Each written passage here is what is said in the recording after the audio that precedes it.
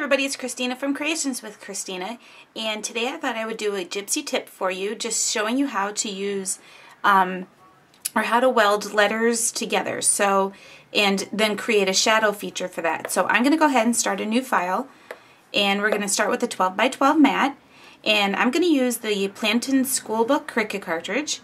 So I already have that selected, and I'm just going to type out my son's name. So I'm going to start with a capital E, T-H-A-N, and then add that to my mat. And I'm going to change the size on this to 3 inches.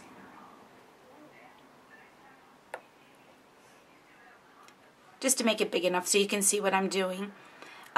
Excuse me. So I'm going to go ahead and zoom in, and when I added this to my mat, because I added it all at one time, it's already grouped together. So let me just zoom back in here again. And to zoom in, you use your silver key and you press that down and tap the screen, and that'll zoom in and out.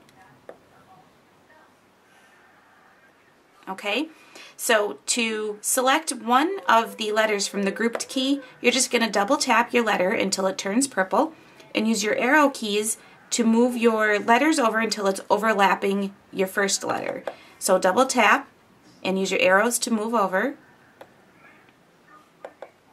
And you always want to start off with your regular size. You don't want to start off with your shadow feature, because when you're welding your shadows together, you might not always weld it close enough to be able to weld your regular sized shaped letters together. So there we go. I went ahead and welded them together, or actually just moved them closer to each other. I'm going to go ahead and select all of my letters, go to the Advanced tab, hit the Weld key, and then I'm going to tap off, and you can see that it's all turned red. So which that means is that all of these letters are now selected to be welded together. And if I hit the Preview key, when you zoom in closer, you can see that where the letters overlap, the area is grayed out.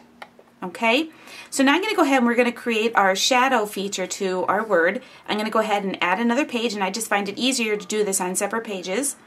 And my page that's selected will be turned blue. The tab on the top is turned blue, so layer 2 or page 2 is selected. And I'm going to go ahead back into my letters, hit the shadow key, and then I'll hit the shift key for my capital E, turn that off, and then put T-H-A-N for my son. And I'm going to go ahead and change the size on this to 3 inches, just like we did on the first one.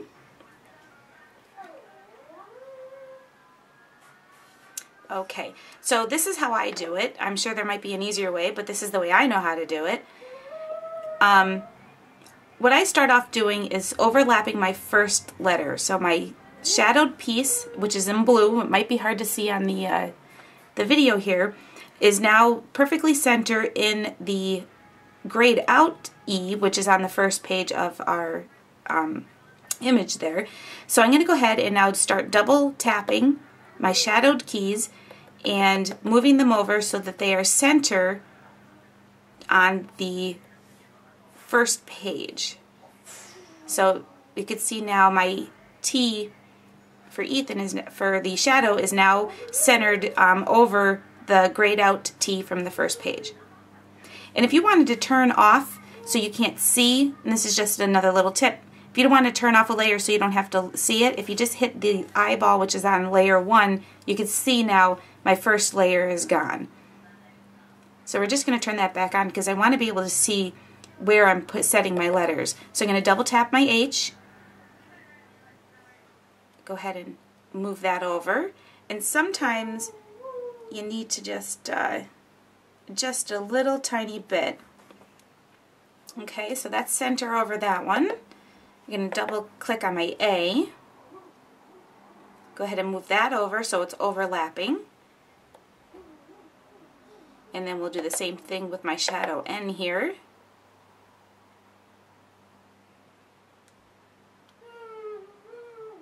Okay, and there we go. So I'm going to just tap to select all of my letters again, go over to my Advanced tab, hit the Weld.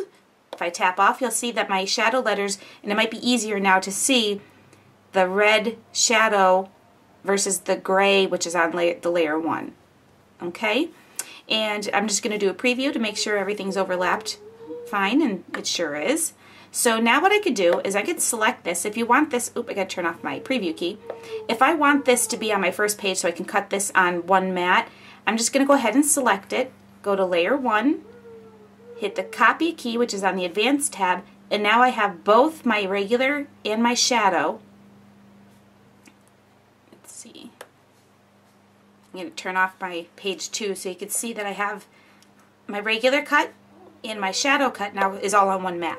So that's just how I do welding when I'm welding letters. I hope that helped, and thanks for watching another episode of Creations with Christina. See you next time. Bye.